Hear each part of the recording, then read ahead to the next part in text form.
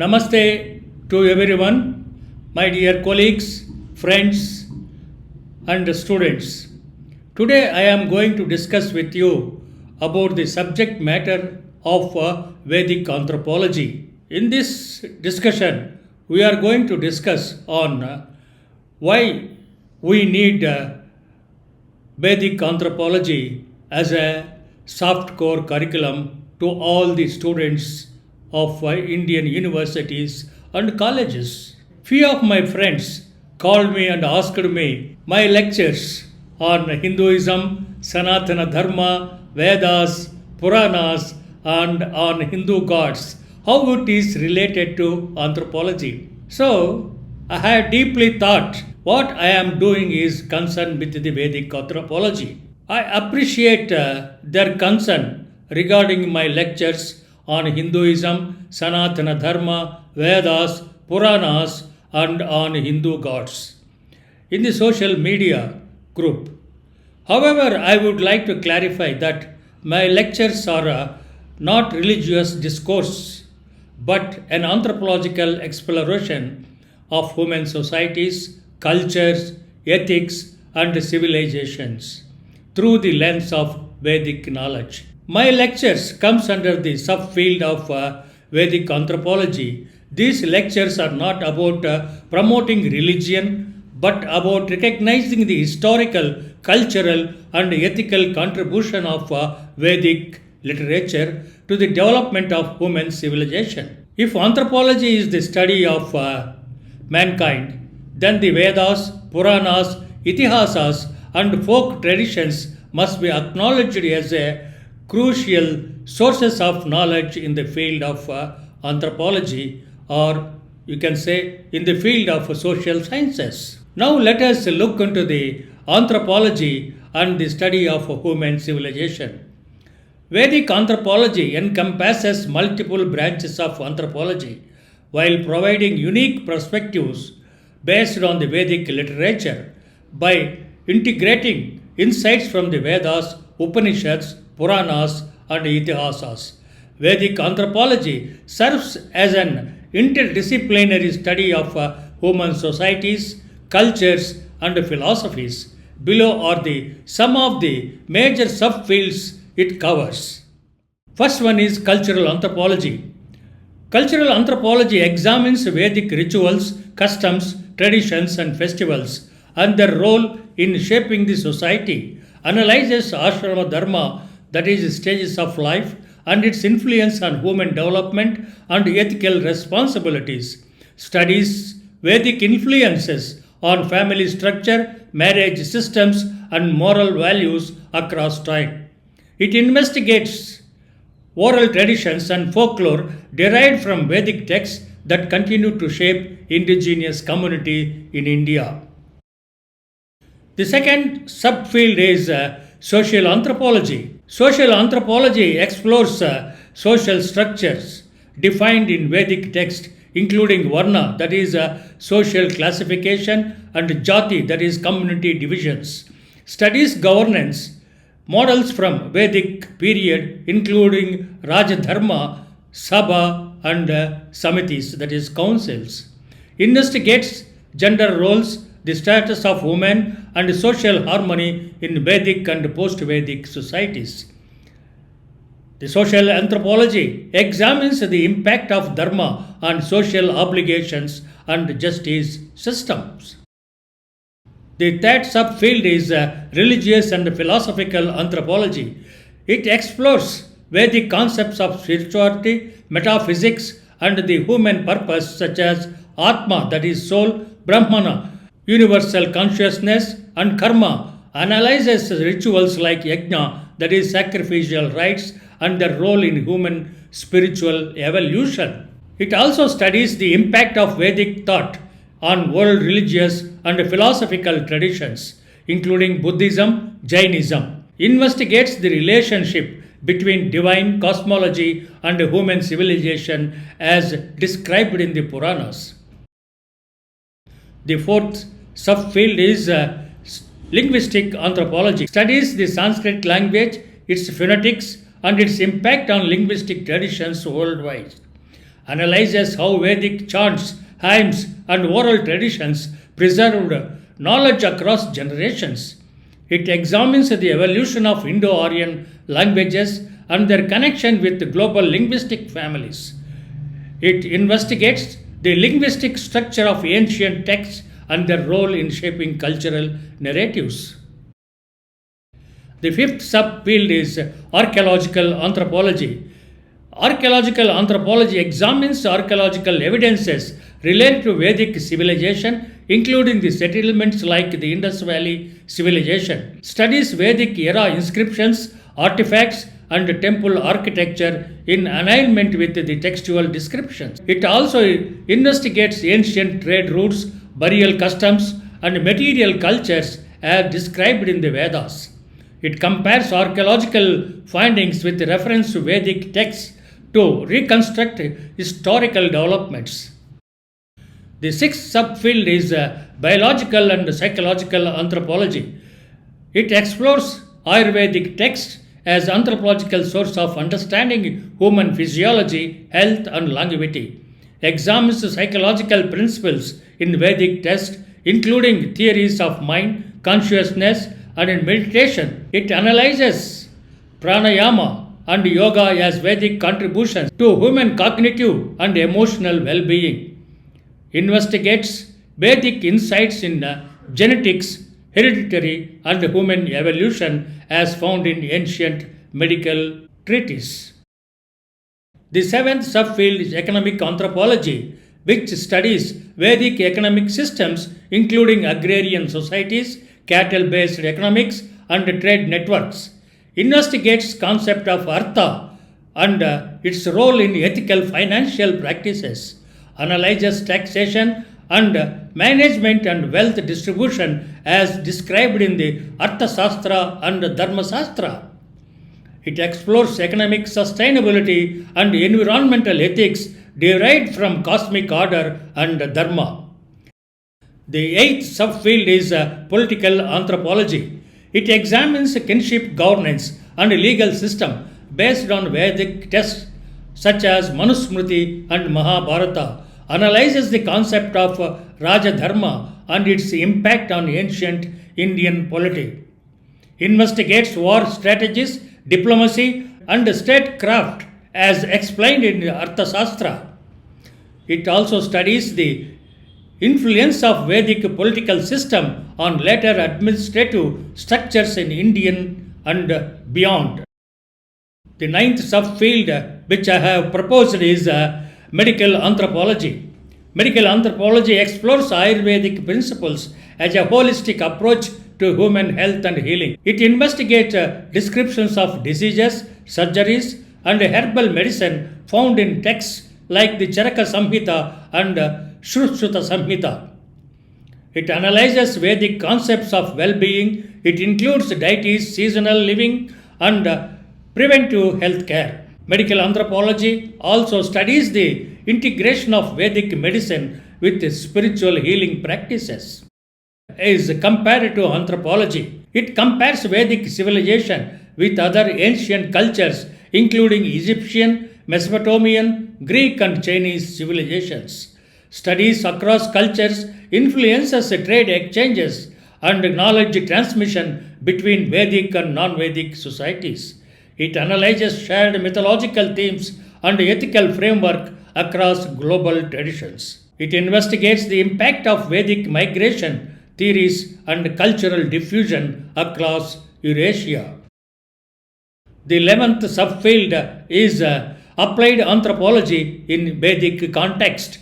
Environmental conservation, Vedic principles of cosmic order, guide sustainability, sacred geography, and water conservation. Traditional healthcare, Ayurveda, Chakra Samhita, Shrushruta Samhita offers holistic healing, yoga, and tribal medicine enhances well-being. Indigenous cultures, perspectives, ethnographic documentation of tribal traditions, safeguard oral histories, and endangered rituals. It also includes social justice, that is, Vedic ideals promote inclusion, dignity, and reform for marginalized communities. Now, so far we have discussed about the subfields of Vedic anthropology which I have proposed. Now let us have a look into the Vedic literature and its anthropological value. The Vedas are a blueprint for early human civilizations. The Rig Veda, the oldest known scripture, provides the following important aspects of human civilization and culture. Insights into early societies, rituals, economic life, agriculture, cattle rearing, and governance.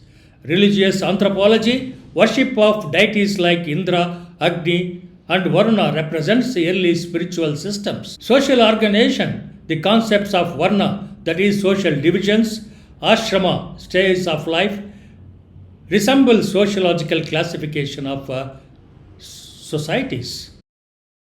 Puranas and Itihasas, anthropological thought, epics and mythology.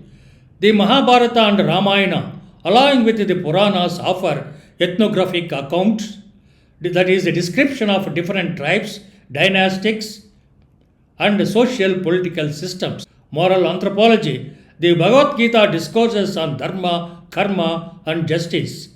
In an ethical framework, studied philosophy. Political anthropology, that is Raja Dharma, that is king's duty, or you can say head of the state's duty, in these texts is comparable to Plato, Republic, or Machiavelli's The Prince. Folk traditions and oral anthropology. India's rich oral traditions, folk tales, ballads, tribal myths, or cultural anthropology, village deities, folk performances, and social customs preserves indigenous histories.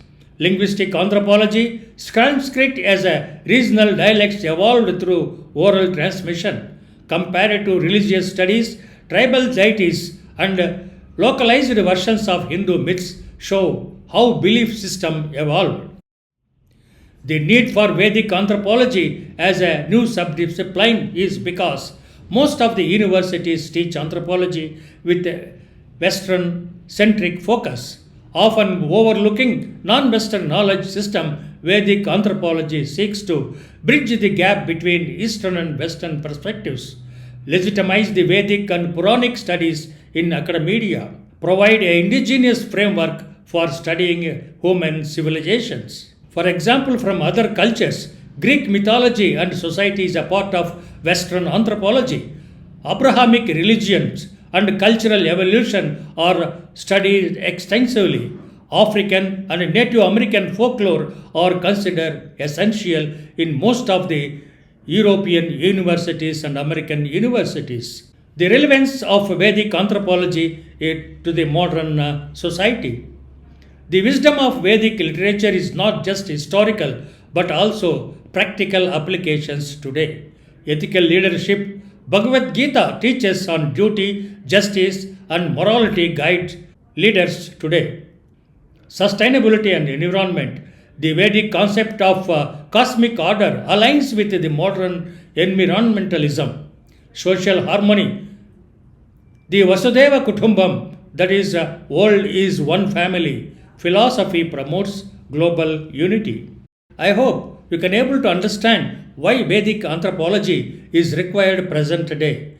Now let us address the criticism why my lectures are anthropological in nature. Based on the presentation which I have made so far, now I wanted to address the criticism why my lectures are anthropological in nature. Now let us holistic study and human life. Anthropology studies human cultures, societies and behavior across time and space. Vedic anthropology examines human life comprehensively, covering social organization, religion, philosophy, health, language, and governance. The second one is use of ethnographic and historical sources. The Vedas, Upanishads, Puranas, and Dharma Shastras serves as a rich ethnographic text that document social norms, rituals, and governance. Similar to how anthropologists use oral histories and indigenous narratives, Vedic texts provide first-hand cultural insights. Compared to methodology, anthropology frequently compares cultures to understand common human experience. Vedic anthropology examines parallels with Egyptian, Mesopotamian, Greek, and Chinese civilizations using a cultural approach. Social institutions and structural analysis, studies of Varna and Jati systems contributes to social anthropology, much like caste studies in mainstream of anthropology. Ashrama Dharma, that is stages of life, that is Raj Dharma governance, offer insights into human social development and political systems. Religious and political anthropology, just as anthropologists study tribal religions and old faiths, Vedic anthropology analyzes ancient Indian cosmology, rituals, and spiritual practices. Concepts like Atman, Karma, and Yajna are examined for their influence on human behavior and ethical framework. Linguistic anthropology and knowledge transmission, Sanskrit and Prakrit are studied for their role in cultural continuity and knowledge perspective. The oral transmission of Vedic knowledge mirrors indigenous storytelling traditions studied by linguistics anthropologists. Biological and medical anthropology, Ayurveda, understands of human philosophy, environmental adaptation, and longevity aligns with the biological anthropology. Astronomical and seasonal influences on human health, as described in the Vedas, provide early anthropological insights into environmental determination. Challenges Eurocentric biases. Western anthropology often marginalizes non-Western intellectual traditions. Dismissing Vedic anthropology reflects a colonial mindset that excludes indigenous epistemologies. Inclusivity in the study of humanity. If anthropology claims to be the study of all human societies, it must engage with Vedic traditions rather than dismiss them.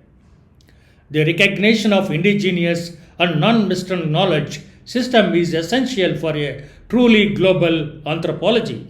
Dismissing Vedic anthropology as a not anthropology is an outdated colonial perspective that ignores non-Western knowledge traditions. If anthropology is truly the study of all human societies, then Vedic studies should be included in the curriculum for all the disciplines in India. In conclusions, I would like to inform you that importance of open-minded scholarship is necessary. Many scholars have begun reassuring the contribution of Indic traditions to anthropology. The exclusion of the Indian knowledge system is a colonial hangover that needs correction. Rather than rejecting these ideas outright, we should encourage comparative and interdisciplinary research. So, I think I have substantially supported myself that how my lectures or discussions which are made comes under Vedic anthropology. On Vedic anthropology, we are going to continue the lectures on different aspects of anthropological studies. Based on these discussions, I stand myself, all my lectures as a valid anthropological exploration of Hindu civilization and welcome open discussion or any questions you have, you may write to my email or in the comments of this present discussion. So, please excuse me if there are any mistakes which I have done, please pardon me. Now we will be having a series of lectures on Vedic anthropology. Thank you. We'll meet you in the next lecture. Thank you.